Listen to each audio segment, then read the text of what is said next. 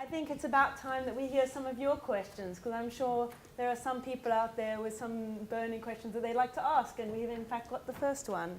So I don't know if I want to... Yeah, we'll keep two as a roving, and then we'll bring one up. Do you want to do the mics, or...? Oh, Freddie's doing mics. Okay. Well, I can do one. You can do, yeah, bring it up to there. The question was actually kind of really almost personal, really. It's not really academic, but I was just thinking about all of us, we talk about these things. We go to panels, we go to workshops, we talk about death acceptance. And I was curious what your advice might be if you're dealing with someone who is right on Kurzweil, all about we're never going to die, and this idea of dying the good death, the idea of having to embody that and make it personal and make it something that really resonates. What if someone stonewalls you and will not actually take that on board? What would your advice be? I know it's really personal. You know somebody who's... It's my mom. Okay. So she doesn't and want it's really ironic because doing what I do, I feel like it's really confusing. I feel like almost we're sort of at cross purposes. Well, I'm doing my PhD in cemetery studies, dealing with basically it's Victorian acceptance of death versus the contemporary denial of death. And your mum doesn't want to talk about death and dying? Not very much. No. So well, she's the norm. You're the unusual one. Yes. I know. Okay. It's really common, and lots of people don't want to speak about it, so we need to find creative ways. I remember one hospice patient called Eamon, who's since died, and he wrote a blog. He had an asbestos-related cancer called mesothelioma, and he had really bad pain, and his GP wanted him to come to the hospice. He said, "I'm not going to the hospice, that's where you die." And he wrote a blog called The H Word. He did eventually come in, and we sorted his pain, and he wrote about that. But he also wrote a great thing. He wrote a great blog. He said he wasn't interested in a bucket list, he was interested in a fuck it list. And he wrote a blog about the things he was going to stop doing now that he knew that his life was limited. And I don't know if your mum's got a diagnosis, or she's just growing older, as we all are. I think the moment will come when she will be ready and to talk about it. And Ivor and I have been talking about what is a trigger for talking about the future. And what we know from a lot of research about advanced care planning, which is the term given to thinking ahead, is that people don't particularly want to talk about how they're going to die. They want to talk about how they're going to live as they grow older, and that is the challenge for all of us. It's not about how you're going to die, it's how you're going to grow older. You know, who's going to live with me when I'm 80? Who's going to look after me? So all of that. So the time will come, I'm sure. But I think it's quite common in families where somebody's studying death that they think we're weird and nobody wants to talk about it. Well, I'll give you a point. My dad had a heart attack last autumn. He's fine, he survived. But I'm on the phone with him on a Sunday night, and he's like, "God, my left arm really hurts, and I'm having like these chest pains." I'm like, "Dad, what are you doing? Like, get to the hospital, you're a funeral director." You know what I mean? Like, he's like, "Oh, I'm fine." And my mom is in the background yelling at him, I'll look, keep an eye on him, don't worry about it. So they went the next day of the Monday, he had a heart attack. He was like, "I just never thought it would happen to me." Now, the irony, of course, is that we've already done all the advanced planning stuff. Like, all that stuff is, like, all the paperwork's filed, everything is done. But when it actually came to, like, the mortality of it, he was like, I was in denial. You know what I mean? And he's actually said that. And I was like, "Well, Dad, you know what happens." And he's like, "Yeah, I know." So if your dad could say that. Yeah, no, he did. He's actually said that. But what I would say is, what I do with my undergraduates is I give them a worksheet, which is a funeral planning worksheet. And a lot of them take that to their parents, actually. And they'll start at the funeral and they'll work backwards, as opposed to starting with the die. Because I think a lot of people, they're actually one of the easiest questions I start people with sometimes, like, well, like, what music do you want played? Have you ever thought about that? But specifically, sometimes it's not what music do you want played, it's what music don't you want played. You know what I mean? And you'll say, well, like, what do you want, Pachelbel's Canon? You know, like, what? And they're like, no, I want this. And sometimes it's just getting that process going. But starting with your dead, what's your funeral like, then getting to dying, as opposed to starting with dying, which can be very, complicated. I think sometimes that's easy. And my students actually, I think they have some success with it. Because I've got students whose parents are like, "I don't want to talk about it." and then they sit them down and they do it. So yeah. Wait, so they do your undergrad and they don't want to talk to you? No. My undergrad's talking to parents their of the parents. undergrads. But actually, it's interesting because the undergraduates in the sociology of death class, a lot of them will enter in and they'll be like, "Ooh, gosh, and they'll be said like they'll tell their friends what class you're taking, like, oh, that sounds really weird or like kind of odd. But within a few weeks, and certainly by the end, they're like, man, this is totally normal. I know what's going on, and they just have to be, exposed to it and become comfortable with it. Yeah, absolutely. Yeah, I definitely have something to say about this. As you know, Romany, I ran a festival with the National Trust to get people talking about death in a non-gory or non-frightening way, and we took over a Tudor property in East London and filled it with varying degrees of death, whether that was in the form of cocktails, whether it was very, very blatant death with kind of juices from some corpse that had been turned into art, and more subtle things along the way that was to do with dealing with emotion. But the way we did it was as an entry point, so people could engage with it as much or as little as they wanted without it having to be this big, heavy, awful conversation where everyone kind of wears a suit to the conversation and sort of, oh God, we have to talk about one day you're not going to be here. And one of the most interesting reactions we had to the festival was from a National Trust volunteer. Now, National Trust volunteers are a very specific group of people, tend to be at a certain age of life with a lot of free time. And one of them, who pretty much lived at this National Trust house, she was there all the time, was absolutely horrified by what we were doing. And from the day we opened, she took it upon herself to stand at the doorway of one of the rooms that had some quite ominous sculptures by Laura Ford in there. It was this Tudor panelled room. It was the most well-known room in that property. And she stood at the door and told all the visitors that she could not apologise enough on behalf of the National Trust that this awful thing, death, was anywhere in the house. And if they would just like to ignore all the content and concentrate on the house. And then there were two programmes. There was the Death Festival programme and then the House one. And she pretty much threw away all of the Death ones and only gave out the House ones. But by the end of the festival, after a month of all of these different events, and we had birth workshops, we had new mothers coming in to talk about how life and death are actually kind of the same, and the way you deal with them can bring up... Lots of new mothers, for example, end up with complexes around death and start grieving when they've just had children. So by the end of it, she'd seen all this live, and it was things about life cycles of trees and so on. And we converted her. And she was okay about it by the end, but I absolutely did not see her. I saw her as a lost cause. It was just, what are we going to do with this woman? Can we lock her in the cafe for a month? Yeah, it just takes some time, and it's about giving people a way in and making them realise that it's not this horrifying, awful conversation that they expect it to be. Yeah, I think it's quite interesting because myself, Louise and John, we were working with the University of Greenwich, and we were working on this event, Love After Death, at Future Fest, which is a quite kind of different scene to the National Trust. It's quite trendy, it's quite young, it's quite active, vibrant people. And we brought in these Love After Death pods, which were thinking about the future of death and allowing people to write their wills around if they wanted digital memorial tattoos or if they wanted to splice their genes with trees. So it was a very different vibe, but actually people really jumped in and they really engaged with it. And we had more and more questions as the event ran on about, is this actually a real service? You know, have we actually created a will now? And it was really interesting because for us it was quite clear that it was fictional, and yet people started to take it seriously. And I think it prompted those kind of conversations around death and dying and around what people might want, even in a really speculative kind of futuring way. So I think we often think of death and dying as being quite traditional and being a kind of a certain kind, and yet some of that interplay, like playing into a sort of experience, can allow you to have a very different notion of what that means. I just had a thought, because I came to one of your death cafes, Louise. If you haven't gone, you should go.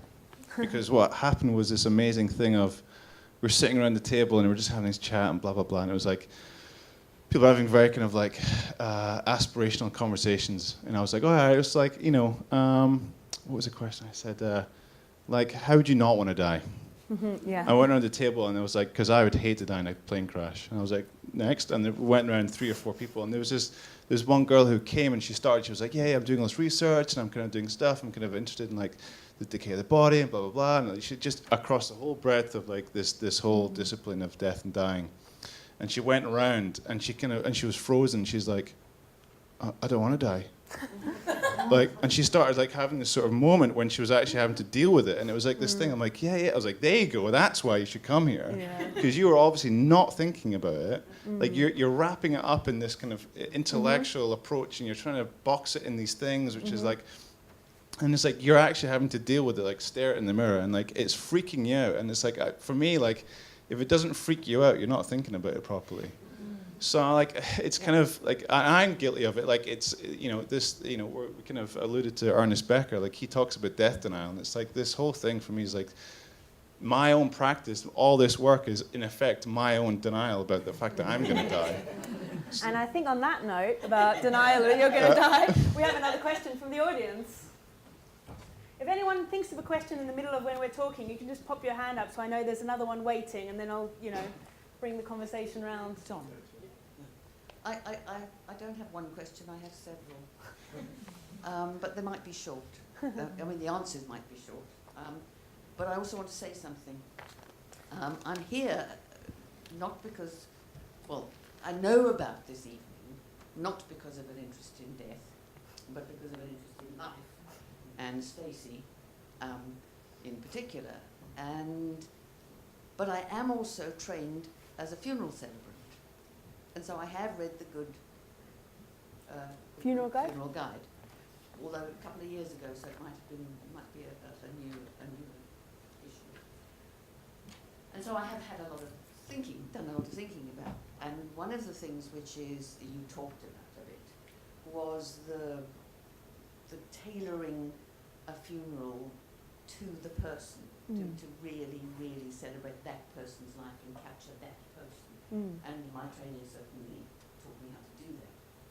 But because we don't talk about death in advance, I think all that there is available is to talk to the family as fast as possible, because it is culturally important to bury people quite soon after they've died.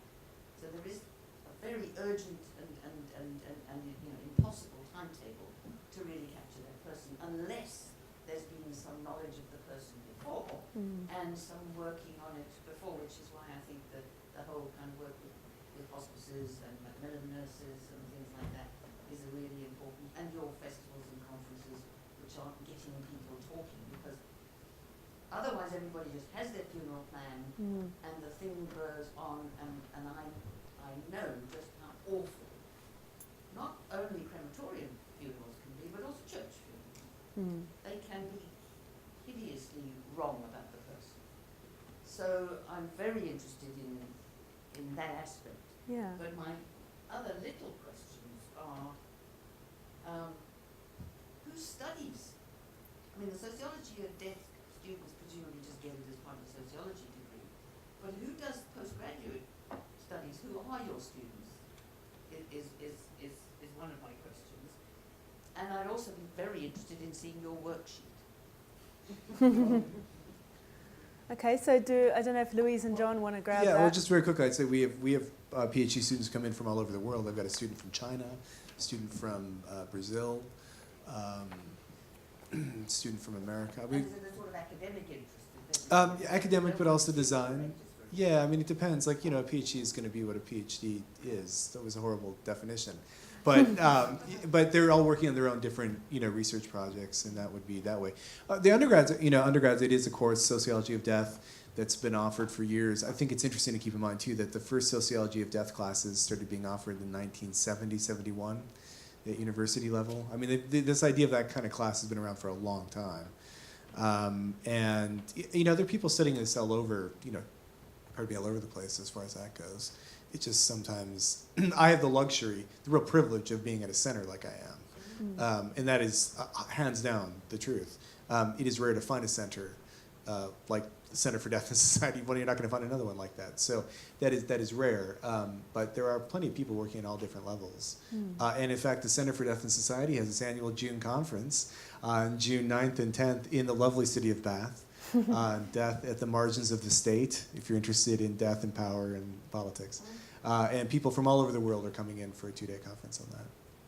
I'm happy to give more information to anyone who wants that. And also, I'm more than happy to get the worksheet to Stacey. I think if people want the worksheet, just let us know and we'll get that to you. Happy to do that. And I think the second part of the question was referring very much to the timescales involved in planning a funeral and how a celebrant or how you particularly work through that process in such a short period of time.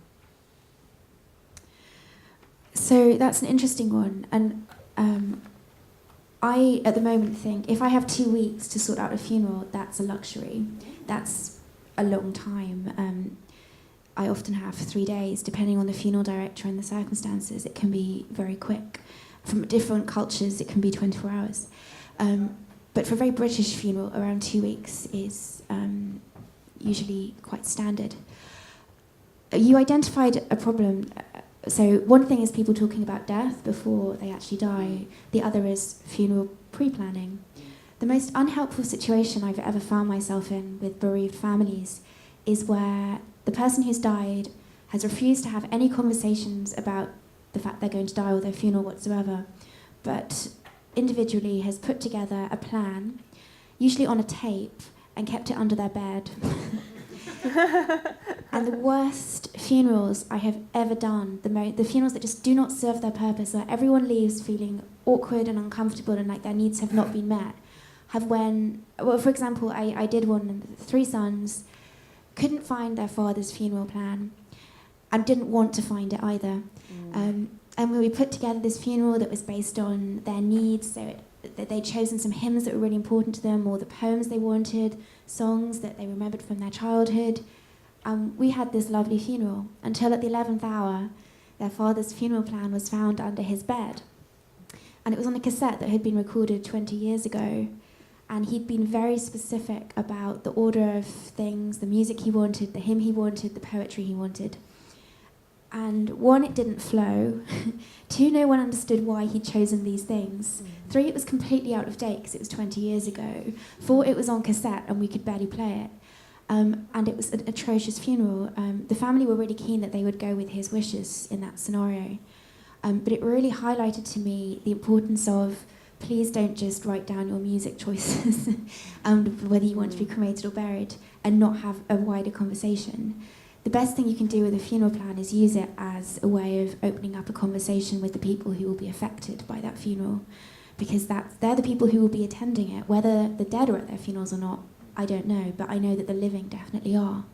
So when I take people through a funeral planning process, I kind of shock them. I send them a document which has nothing to do with funerals whatsoever. It's everything to do with life. So it's getting them to examine who they are, what they stand for, who they're leaving behind, what's been important to them, what they've enjoyed, what they've hated, have they been to funerals before. And I send them this document and they imagine that the process is going to take a couple of hours or whatever.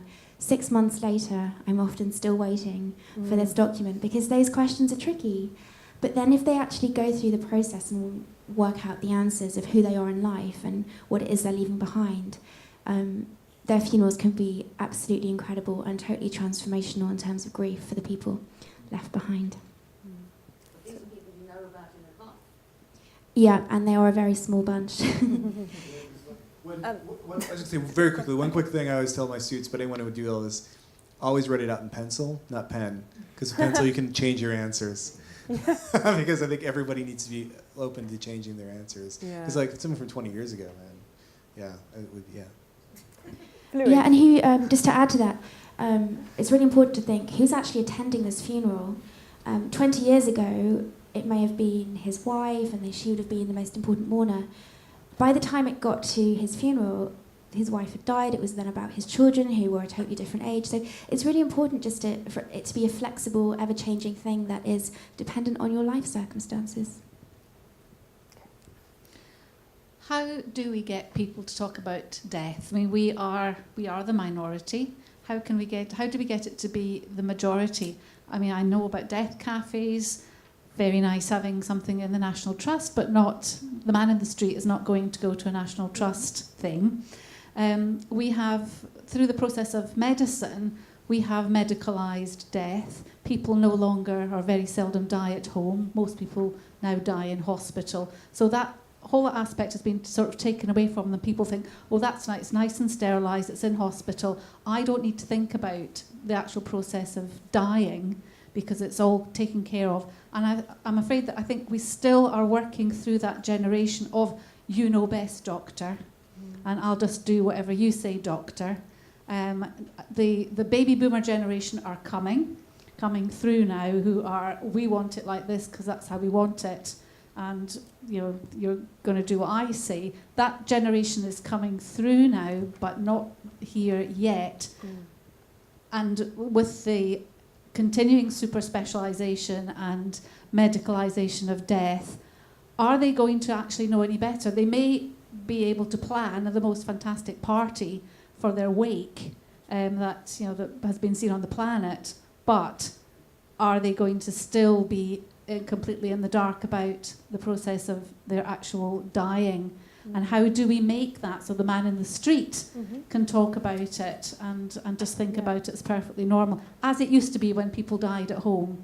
Death was part of life and everybody knew about it, and everybody talked about it, and it wasn't seen as anything peculiar or something necessarily even to be frightened of. It was just taken for granted. How do we get back to that kind of state of simplicity and normalisation of death for everyone? Yeah. Okay. Do you want I think start on that one? wait till the Queen dies. It's a good answer. I think that'll mess everything up. I think when, like, really, because it's like, if you think about what the death of Diana did, what the death of David Bowie's done, in terms of the reaction that people will have, it's like I think the whole thing with death, again, it's like this denial stuff. Like, you have to have your foundation shaken, and you have to then work through that sort of like, why am I even upset by this? Is it because it might happen to me, or what does it mean for something as immovable and as immortal as the Queen to just slip off like everyone else does? I think that'll But be... David Bowie didn't have a funeral, he went for a direct cremation. Who knew about that? How many people know that David Bowie didn't have a big funeral? Well, the thing You always can imagine he would have had, because it was such a big event, his death. But he was actually directly cremated, I believe. And he was really late in diagnosis as well. So, like, it's a myth, right? The whole he wrapped up his own death in a myth, which is great because he's a performer. But like, it's this idea of this existential questioning, which people don't do. They spend a lot of the time not thinking about it, and then it's like a lightning bolt in the night when someone you really care about dies. And I think it needs the sort of universality of the Queen to sort of shake and kind of question these fundamentals that you can then, so if we're all doing our job right, we can kind of like pounce on it and be like, right, off the back of that, like, let's talk about other things, in my opinion. But does anyone else want to jump in on that kind of thing? The longer you live, the harder it is to let go of life. And I gave the story of the 95-year-old. The best approaches to death have been tragic early illnesses. So teenagers and people in their 20s and 30s face death, talk about it openly, plan their endings. And that's really interesting for me. But maybe it's the longer you live, the more stories you're in, the harder it is to go.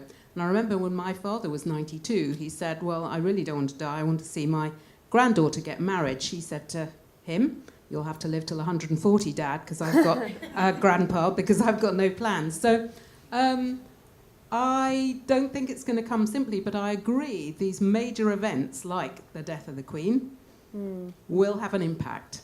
And we need to use those moments because it's very easy to deny it, and it feels much more comfortable to deny it. I think so. One way to do this, because I tend to take, and I do still.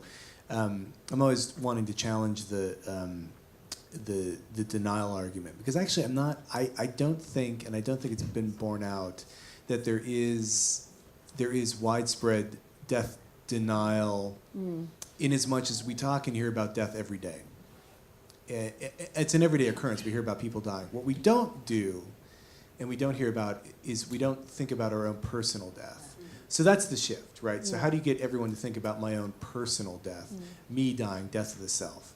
And I think that is the challenge. And I think that the upshot, if you will, or sort of in some ways sort of almost the real bind of all the advancements we've made in life preservation or medicine, and certainly in a number of things in the West, has given us the luxury of time to both forget and think about precisely these issues. So how do you get everyone to think about it on a daily basis? And I think that is the challenge, and quite honestly, it might, in a way, it might never happen, barring a return, which I'm not sure we want, but could happen, to more everyday kinds of death that you would have had, say, in the late 19th or late 20th centuries before we had the advancements we've had in medical care. See what I mean? Or say there is something else, one of the other areas I work in, a mass fatality, mass pandemic situation. And certainly in those kinds of extreme events, you can see it. And I think you could talk about an extreme event like something like a death of a notable person. But in some ways the answer might be, it on a large scale, it might never happen, but it can happen in smaller to medium-sized groups that engage the conversation and keep having it. Do you see what I mean? And I think that we might just be at a moment where it's just not the way it's being done. I think medicine is kind of partly its own worst enemy, because people do have these expectations that there will be another drug, there'll be a treatment, there'll be something, and you don't have to die. And then people get obviously very angry when they're told that there isn't anything, there's nothing more that can be done, because there's this expectation that there will always be another treatment, there will always be something. And, it does need that sort of shake-up to say, well, I used to work with somebody and somebody would say, well, you've got to die of something. But people seem very unwilling to accept that. Yes, but not me. Not me, I'm not going to die for that, because there will always be another treatment. I think there's a few more questions. So if you're okay with that, Louise, we might move on from this conversation. And I think there was one here, and then there's one up there, and then we'll come to you. And that might take us pretty much to the end of this session. So we'll... Okay, I'll be quick. So in relation a little bit to the last question, I think the whole evening of the taboo of death and talking about it, I was thinking, how do you, or how do we, design for death generally in the context of media or technology having sort of forever facilitated the continuation of presence, right? So whether it's storytelling or images or your Facebook profile, media or technology, technical objects, whatever you want to call them, have always facilitated the continuation of presence. So this sort of idea that you could be immortal is sort of nursed through this, or can be, right? So in that context, how do we design for death that's using media, that's seemingly facilitating the idea of immortality? How, it's an instigation. I just have one thought, which is broadly, I think we're all the generation that adopted digital technologies past, from magnetic tapes onto hard drives to now flash drives to the cloud. Like with Cove that we make, like one of the things that we found earlier was that young people, I don't know who has kids, but like young people, they don't care about digital stuff. They just throw it away. Like they'll curate their own online, personalities and their identities. They'll just drop stuff all the time. They have an appreciation of data and this perseverance of information. This is at least my kind of understanding and experience, that we have this weird thing where we've taken the analogy of like photographs and boxes of things and just translated it to digital stuff, that we have to kind of keep that in our mind, we have to kind of hold on to it. But for the younger generation, they don't think like that at all. They have a completely different relationship to it. They're very happy to just let stuff just slide and disappear. So I think as with time, I keep thinking like we're the generation that just has the worst of it, because like we kind of got the benefit, but none of the the sort of a lot of the downsides to it. And I think that'll change over time. Like we're not going to hold on to that. But isn't it telling though that there's so much design about applications of keeping your memorials online, but we're not designing crematoriums, right? I mean, I think it's quite telling that's... The digital stuff, I've been thinking about this more and more lately, is I think, particularly in the question of immortality, the very early computer scientists, before computer science was a term, early cyberneticists who were trying to design these new systems, in the back of their head they always said, you have to be careful what you wish for because sometimes it happens. And I think that so much of this idea of trying to solve this immortality problem, I think that so maybe someone does it, then what? You know what I mean? Like what? And this is why I was getting back to this point. So then when do you turn it off? Yeah. That kind of thing. And I think that's so maybe it's a thought experiment, maybe it's not. It goes back to what Ros was saying about immortality is not necessarily the goal. It might be a curse. Yeah, no, exactly. So that's the question of what. I was dead. Why did you bring me back? Like this little bot face. And it's not. Yeah, I don't know. Okay. I Do think. one down there first. Okay, we'll go to yours first then. So we'll do the last two of the evening, and then we'll move on to the more drinks, and you can chat informally to the panel speakers. Go for it. I was wondering what you thought about, you literally just mentioned cybernetics, which is the kind of area I'm interested in, and what you thought about death being more of a cybernetic organism that spans a body, and then an augmented body, and then like body of capital through like death manufacturing as industry, and like how you thought you could use a cybernetic system as a vehicle to explore death. So we've gone really into the kind of techie stuff here. So yeah, it's if you go back to the without launching into a whole, because we don't have time. No, like a we whole don't. lecture on Norbert Wiener and the book Cybernetics and this idea of machines and humans communicating. I think that okay. Here's my quick answer. The notion of a kind of cybernetic tool that enables immortality or longer living has always been 20 years away. Do you know what I mean? Yeah. Or like the flip side, so like a cybernetic thing that lets you let go, as opposed to a thing that lets you carry on. Exactly, and I think where we're heading now, and this is where I think we're in this weird threshold crossing over into a new point, which is people now trying to figure out how to start shutting the things down. And this is where I think we're starting to head into more and more self-deletion, or people like self-termination, or yeah, exactly.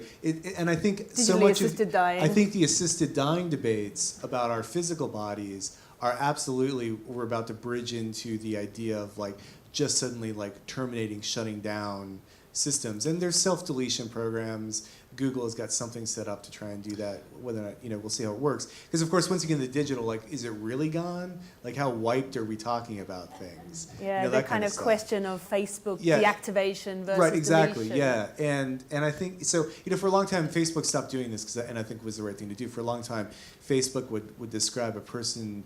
They would describe a person suicided their account if they like just shut it down, which was a terrible term. Like it was like someone tell them to stop saying that, and they have. But I think that there is, and I think I've resorted with a new generation. And I see this with my own students. Because what I'll say to them is like, all right, you just died, and your parents see everything you've ever done online. What do you think about that? And they're terrified. They're like, no, I don't want them to know about that stuff. So I think we are going to begin to see more of a kind of like, I want to shut this stuff down. I don't want it preserved. So let's move on to our final question of the evening. We've had a really roller coaster through lots of different themes, from money to mourning to funeral planning to now cybernetic organisms of the dead. So let's see what the last question brings us. So it's actually slightly more of a comment than a question, but I think you'll have comments back on it. I just think it's been a great discussion and a great talk, and I think that there's actually an interesting point, this choice to shut ourselves down being one extreme. But I just wanted to bring in an awareness that we're talking in a very privileged environment individually, and around the fact that we haven't touched on people that are dealing with death around them every single day, at every single angle. I'm thinking about the Yemen, and whether it's from war or whether it's from poverty, etc., and children dealing with death and the traumas that come out of that. And I thought it was important to sound that into the room. On a completely other angle, actually the one topic that I'm interested in, really, which I'd like to maybe put in a question, was the laying out of bodies by the families and by the people that loved that person. And my great grandmother was a layer out of bodies, and I heard a very interesting radio program recently, and maybe one of you would remember who it is that was speaking about the fact that we legally can choose to hold on to the body in the home or in the hospital, and choose to wash and prepare the dead body ourselves. And I wondered whether you could confirm that or talk about that a bit. Yeah, I can most definitely answer that one. So you can absolutely do anything you want, providing it's legal. And in the UK, the one law around dead bodies is that they cannot be displayed in public. So no causing outrage on the streets. But apart from that, providing all the certificates are done properly and it's all handled correctly, you absolutely can take care of your loved one at home. And there is a network set up called the Home Funeral Network in the UK, who are people who will facilitate you doing exactly what it is you want to do without the use of funeral directors. You can do it all yourself. Often the problem is the authorities that you'll come up against. For example, I had a family last week who really, really wanted to do a DIY funeral. They wanted to take responsibility for everything, from collecting the body from the mortuary, bringing him home, buying the coffin online, and then doing the cremation themselves. The issue, they got up to the point of calling the crematorium, where they were told, no, you can't do that, you've got to appoint a funeral professional. And we got into a row with the crematorium about this, because you absolutely can do that. As it's a private crematorium, they have a policy that they don't want to allow people to do that. So you'll often come up against these barriers, and that's why it's good to have someone advocating for you to say, no, you are allowed to do that. And often the problem is it's just the lady who happens to answer the phone from a personal perspective is quite horrified by what you're doing and will just say no, which is the creme says no approach to how to do funerals, because that's usually what happens. But no, it's absolutely allowed. You can do exactly what you want to do. And even funeral directors, a good open-minded funeral director will facilitate you doing what you want to do and will let you do as much of that or as little of that as you like. And if they tell you it's not possible, put the phone down and call someone else. Great advice. Can I say one quick thing about the... I completely agree, and I think this idea of death and refugees, for example. And I'm working with colleagues now at my university, so of course I've just taken a step out of, I'm working at the university on this, but I think what we're trying to figure out is this, and this is one of my big questions, is as soon as you start having large groups of people, particularly refugees, now displaced persons, stateless people, dying, what happens to their bodies? And in many cases, because many of the individuals are Muslim, there are instances where they're buried wherever they can be. And there have been a few cases in Greece, for example, where people have just donated the land to be buried. But that's one issue. So what happens for the relocation of those bodies, the repatriation of those bodies, those remains, if that's possible? I have another big question. So many of these individuals, as they make these journeys now, really fleeing for their lives, are keeping their entire lives on their phones, right? Yeah. So what happens, all of that contained life on that phone, when the person dies? And presumably many of those people have lost all their family photos, if they had any. It may have been contained on some service or something, either in a cloud or on the phone, and suddenly the phone is dead and no one knows how to activate it. Are we really now seeing a complete erasure of people in a way that we might not have had before? And these are things I'm really interested in trying to get to, because I think potentially what digital archaeologists in the future, I think, are going to find these massive pockets in various cloud storage systems once they figure out how to unlock them, of refugees, and they're going to try and figure out who are these people, because they're gone. They've just, you know what I mean? And so I think these are really interesting, provocative questions to try and sort through, because they're not minor points, I don't think. And I think that it's very easy to just sort of well, they'll figure it out, but I'm not so sure. I think there's just one last comment, which is So my mum grew up in 1950s Germany, and she was internally displaced inside Germany. And it's kind of funny because not a lot of people know that about Germany, is that huge massive amounts of the Germans were moved around internally. She grew up in a factory in breeze blocks, and it was kind of the impact that it had on her had an impact on me. And I think that's one of the things when I think about this kind of stuff is not just the actual what do we do with the bodies or how do people die. It's the generational effect that it has, which cuts through like 50, 100 years. Like, if nothing else, the Second World War still echoes through all our generation. And like that's what kind of frightens me, is just the way in which complicated, complex grief is just going to just push its way through generations, and that can't even be dealt with. And so that kind of worries me. And so that is, again, like a four-dimensional thing. This is going to be, for 50, 100 years' time, we're going to have to deal with this kind of stuff. And it's a opportunity now to do something, but it's how do you? I don't know. Yeah, it kind of echoes, and it creates an inherited trauma across the generations. And certainly from my background being a Cypriot and seeing refugees having been moved from side to side, and the missing, where they still 50 years later haven't pronounced them dead. They will forever be the missing. And I think we've hit into some really exciting and interesting topics as the kind of last question, and we've got some great provocations that will lead us into the kind of drinks and discussions. And I think as an audience you've been excellent. So I want to thank both the speakers and the audience for such an excellent kind of discussion and for having such a great evening together.